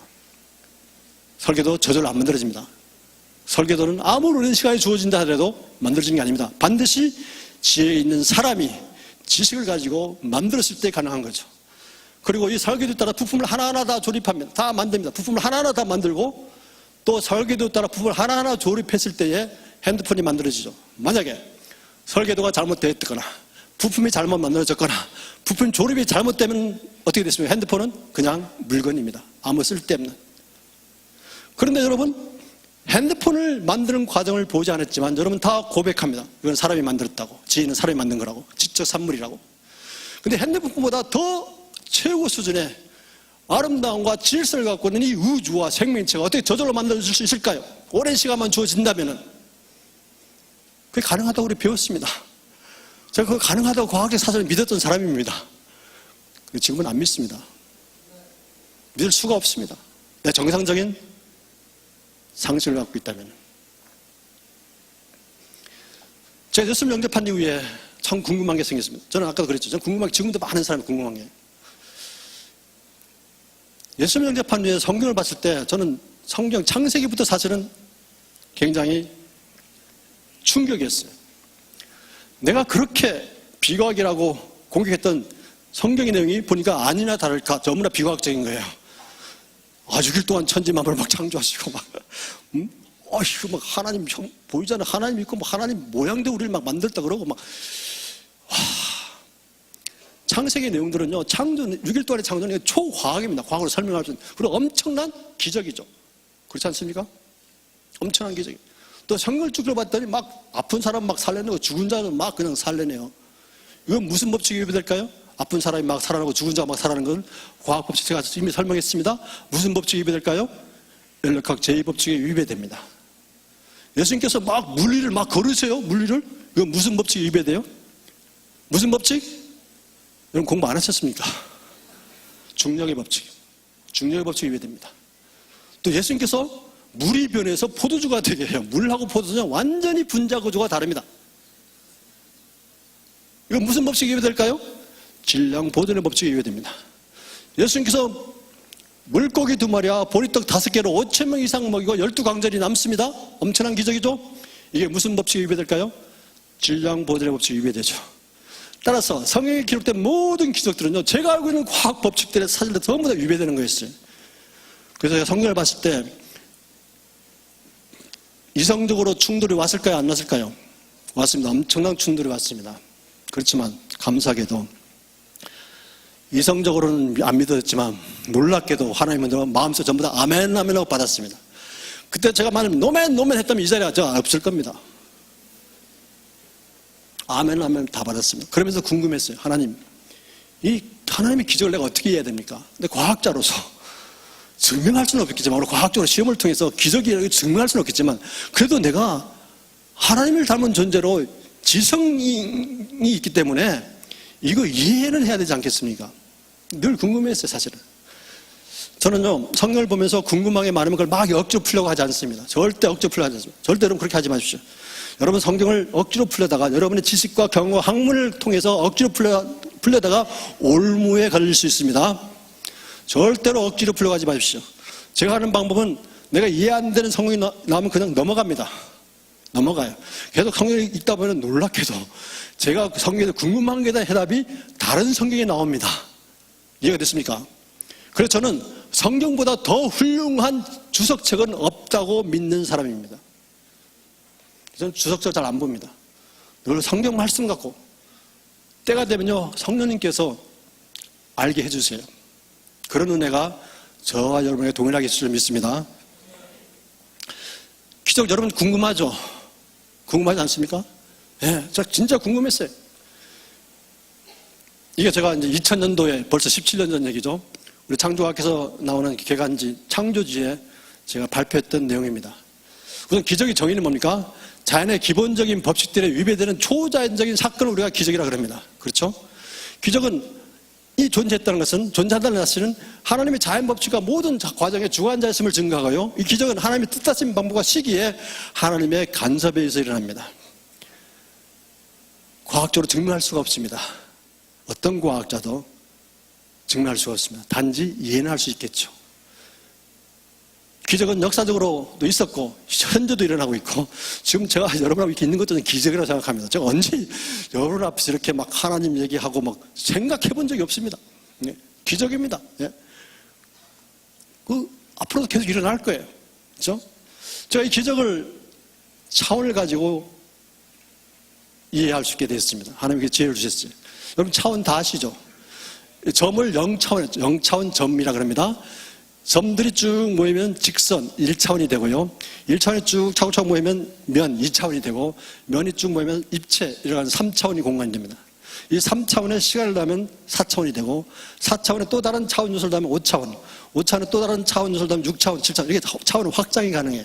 그렇지만 어떤 과학자도 이 우주가 정확히 몇 차원인지 아무도 모릅니다. 아무도 모릅니다. 속지 마십시오. 어떤 과학자, 어떤 물리학자는 10차원이다, 아니다, 20차원 이상이다 막 주장해요. 어떤 물리학자는 5차원이다 막 주장해요. 그럼 우리가 정확히 알 수 있는 것은 적어도 4차원 이상이라는 얘기예요. 저와 여러분은 4차원 세계에 살고 있습니다. 4차원 세계에 살고 있지만은 우리가 3차원적인 유한한 능력밖에 없기 때문에 과거나 미래로 갈 수가 없는 겁니다. 무슨지 알겠습니까? 2차원 세계가 있다고 하자합시다. 2차원 세계, 평면의 세계. 2차원 세계에서 1차원 동물하고 2차원 동물이 출발해가지고 목표점까지 갔다 와야 됩니다. 이 그림은요, 좀 허접하죠. 예? 얼마든지 제가 이 컴퓨터 그래픽을 좋게 잘 그릴 수가 있는데, 제가 이 허접한 그림을 그냥 고소하는 이유가 있습니다. 왜 그럴까요? 역사가 중요합니다. 이게 언제 발표했다고요? 2000년에 제가 발표한 겁니다. 17년의 역사를 갖고 있는 그림입니다. 이게 보통 그림이 아닙니다. 1차 운동물하고 2차 운동물이 출발해가지고 목표점까지 갔다 와야 돼요. 1차 운동물은 어떤 동물일까요? 1차원적인 능력만을 갖고 있는 동물입니다. 지렁이라든가 뱀이라든가 구더기, 앞으로만 가는 앞으로만. 일정한 집이 없어요. 집을 나갔다 못 돌아오는 사람들도 있더라고요. 너무 수준이 높아서 못 듣는 거죠, 여러분. 1차원 놈은 1차원적인 능력만 있습니다. 집을 나갔다 못 돌아온다. 이게 전부 다 1차원에. 2차원 놈은 어떤 놈입니까? 앞으로 갈 뿐만 아니라 전후 좌우 방향 감각이 있어요. 집을 나갔다 적어도 돌아오면 2차원인 거예요. 이해가 됐습니까? 1차원 놈과 2차원 놈이 출발했는데 가다가 불행하게도 가운데 커다란 장애물이 있어요. 이 장애물에 도달했을 때 1차원 놈은 어떻게 앉았습니까? 1차원 놈은 그 자리에 주저앉고 맙니다. 더 이상 못 갑니다. 반면에 2차원 동물은 어떻게 하면 2차원은 돌아가죠. 돌아가. 이때 엄청난 사건이 발생합니다. 1차원 동물의 눈에 보니까 2차원 동물 이 친구가 갑자기 사라져버린 거예요. 1차원 동물은 이 도락을 인지할 수가 없습니다. 1차원 동물이 눈에 보니까 2차원 동물이 갑자기 사라진 거예요. 이해가 됐습니까? 이렇게 2차원 동물은 이 장애물을 돌아서 목표점까지 갔다가 나중에 딱 나타나겠죠. 그럼 1차원 동물이 눈에 보면 이건 엄청난 뭡니까? 엄청난 기적이죠. 2차원 친구가 갑자기 사라졌다가 한참 만에 딱 나타난 거예요. 자, 1차원 동물이 눈에 보면 이건 기적이죠. 1차원 동물이 눈에는 기적이지만 2차원 동물은 당연히 그렇게 하는 거죠. 기적 같은 일이 2차원 세계에 일어났다고 해서 2차원 세계에 적용되는 과학 법칙이 뒤틀릴까요? 안 그래요. 차원을 하나 더 높여서 3차원 세계 커다란 함정에 2차원 동물하고 3차원적인 능력을 갖고 있는 사람을 있다 빠졌다. 제가 사람처럼 그리려고 안 했는데 그리다 보니까 사람처럼 되어버렸어요. 사람하고 3차원적인 유한한 능력을 갖고 있는 사람하고 2차원적인 능력을 갖고 있는 거북이가 빠졌다고 가정합시다. 여기서 탈출하지 못하면 다 굶어 죽습니다. 2차원 동물도 거북이도 탈출하고 무진장 노력하겠죠. 무진장 노력하는데 그 결과가 뭐니까 뱅뱅 돌기만 해. 거북이는. 누가 설령 구원의 밧줄 사다를 집어넣어도 거북이는 그걸 이용할 수가 없습니다. 2차원 능력밖에 없기 때문에 뱅뱅 돌다가 하루 나중에는 지쳐서 피곤하고 막 실망 울겠죠. 막 엉엉 울어요. 제가 너무 불쌍해서 눈물바지를 그려줬습니다.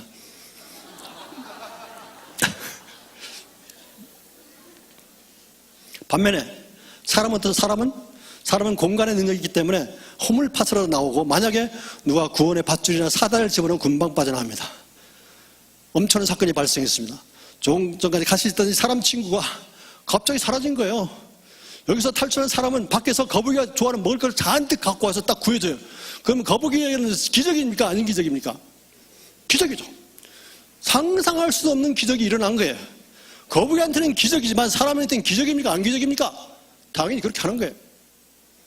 기적 같은 일이 거북이한테는 일어났지만 이 3차원 세계에 적용되는 과학 법칙이 우주의 통일성이 뒤틀릴까요? 안 그런 거예요. 기적의 특징이 있습니다. 기적은 우주 안의 통일성이나 우주에 적용되는 과학 법칙들을 해치지 않습니다. 만약에 기적이 일어날 때마다 우주의 통일성이 뒤틀리고 과학 법칙이 막 해쳐진다면 현재 이 우주는 존재할 수가 없는 겁니다. 이해가 됐습니까? 차원을 누가 만드셨습니까? 하나님 만드셨습니다. 성경문이 하나님 어떤 분이십니까? 알파 오메가, 시간과 공간을 만드시고 초월하신 초차원적인 존재입니다. 저와 여러분은 3차원적인 유한한 능력밖에 없지만 차원을 창조하신 이 하나님은 초차원적인 전지전능자이심을 믿으시기 바랍니다. 따라 저와 여러분은 물리를 걸을 수가 없고 물고기 2마리로 보리떡 5개를 가지고 5,000명 이상 먹을 수 없지만 하나님은 초차원적인 전지전능한 하나님은 그렇게 하실 수 있음을 믿으시기 바랍니다. 저와 여러분이 믿는 하나님이 시시한 분이 아니라는 얘기예요. 만약 우리가 믿는 하나님이 시시한 신이라면 저와 여러분 이렇게 이런 귀한 시간에 와서 뭐 경배드리고 찬양하고 뭐 그럴 필요 없으면 내가 이렇게 막 열내면서 강연할 필요도 없습니다. 감사하게도 저와 여러분이 믿는 하나님은 전지전능하신 창조주십니다. 우리의 모든 것을 아시고 우리의 모든 필요도 채워주시고 우리의 모든 역경도 어려움도 다 함께 하시면서 같이 동행하시면서 그걸 헤쳐나가서 극복할 수 있도록, 우리가 진짜 우리 추악한 죄인들이지만 우리를 사랑해서 이 땅곳에서 십자가에서 모든 고난과 핍박과 멸시와 천대를 받으시고 살과 피와 물을 다 쏟으시기까지 죽어보다 강한 상으로 우리를 구원하신 그 하나님, 죽으셨다가 사흘 만에 부활하신 그 예수 그리스도, 그분이 바로 창조주 하나님이십니다. 안 넘어갑니다. 태초에 하나님께서 천지를 창조하셨습니다. 자꾸 청기가 누설해요. 만물이 그로 말미암아, 즉 예수님으로 말미암아 지은 바 되었고, 지은 것들이 하나도 예수님 없이 된 게 없다고 요한복음 1장 1절에서 3절 얘기하고 있습니다. 이 시대 우리가 시급히 회복해야 되겠습니다. 창조신앙입니다. 성경적 창조신앙. 과학이 하나님 없다고 하지 않습니다. 과학이 창조신앙을 부정하는 게 아닙니다. 우리 인간들이 과학을 이용하면서 하나님이 없다고 할 뿐입니다. 과학이 성경 위에 있을 수가 없습니다. 과학은 성경 밑에서 하나님의 창조가 과학적으로 사실임을 증거하는 데 쓰일 뿐입니다. 이걸 잘못 바꾸게 되면 우리의 신앙은 완전히 왜곡된 신앙이 되고 우리의 복음은요 변질될 수가 있습니다.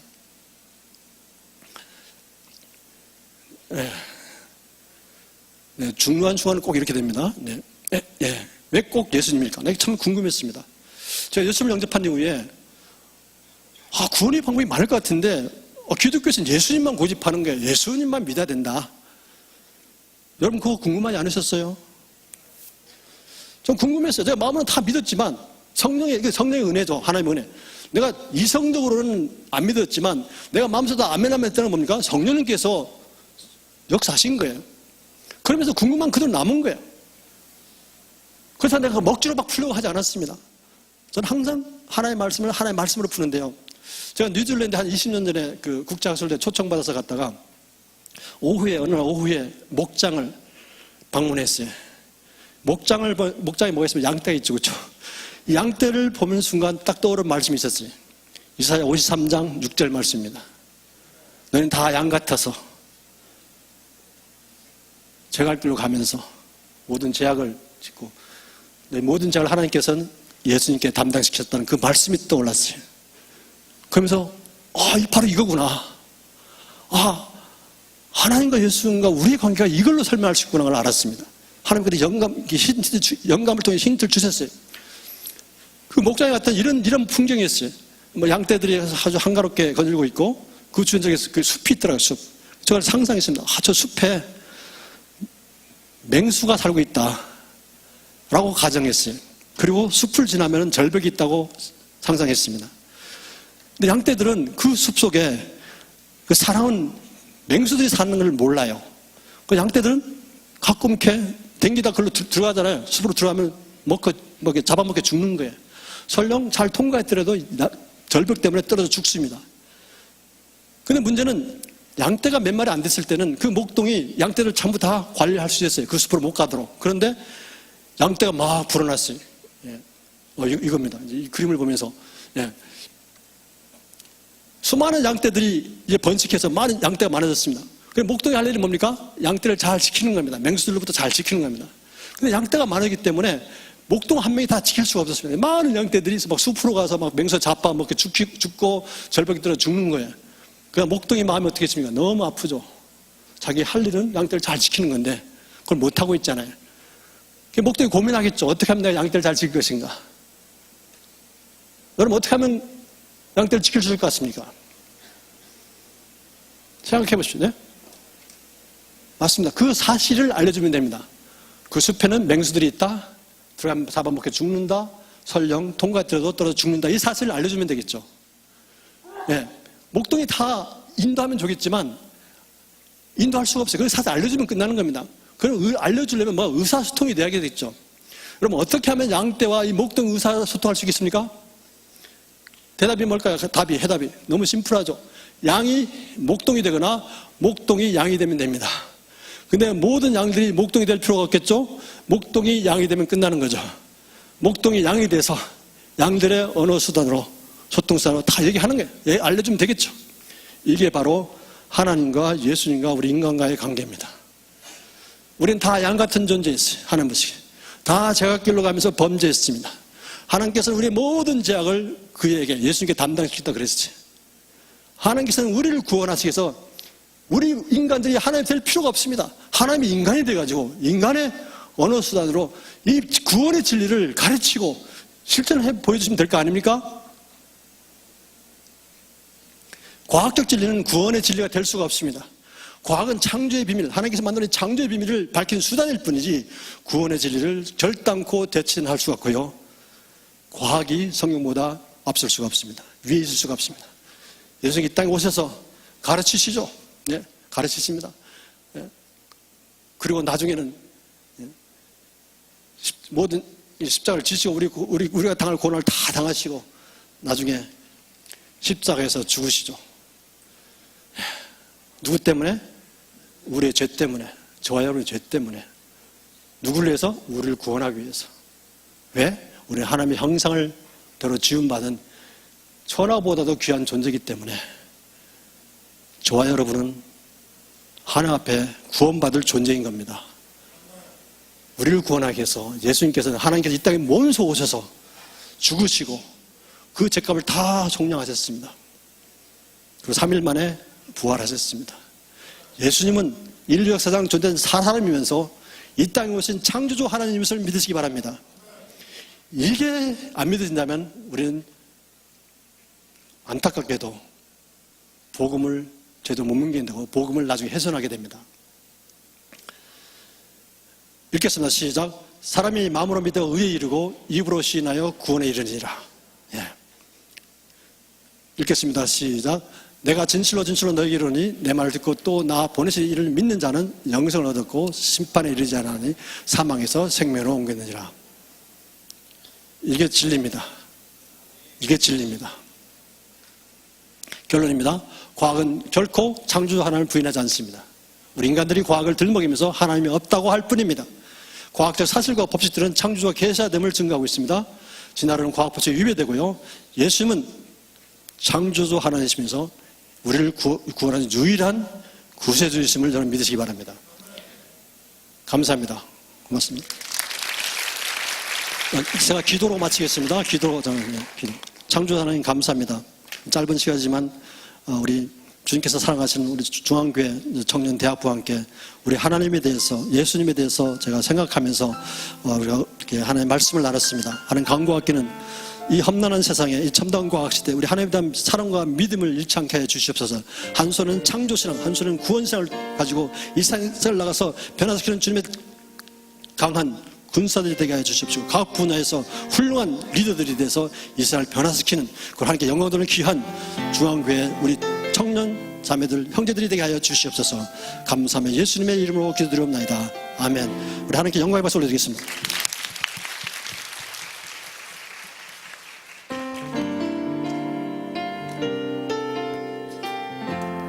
찬양하겠습니다. 삶의 작은 일에도 삶의 작은 일에도 그 마음을 알기 원하네. 그 좁은 길로 가기 원해. 나의 작음을 알고 그분의 크심을 알며 소망 그 깊은 길로 가기 원하네. 저 높이 솟은 산이 되기보다 여기 굵직한 동산이 되기. 내 가는 길만 비추기보다는 누군가의 길을 비춰준다면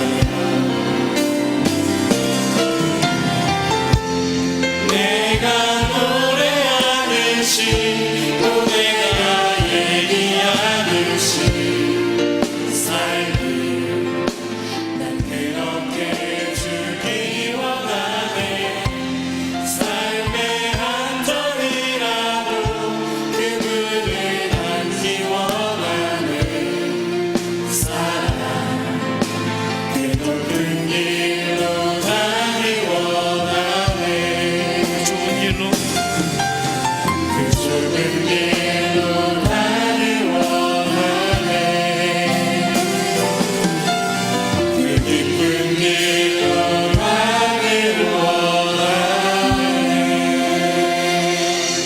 이제는 우리 주 예수 그리스도의 은혜와 아버지 하나님의 극진하신 사랑과 성령님의 감화 감동 충만하심이 하나님의 창조의 질서 가운데 하나님을 찾아가기로 마음속에 다짐하는 주의 귀한 청년들 머리머리 위에 이제부터 영원히 함께 하시기를 축원하옵나이다.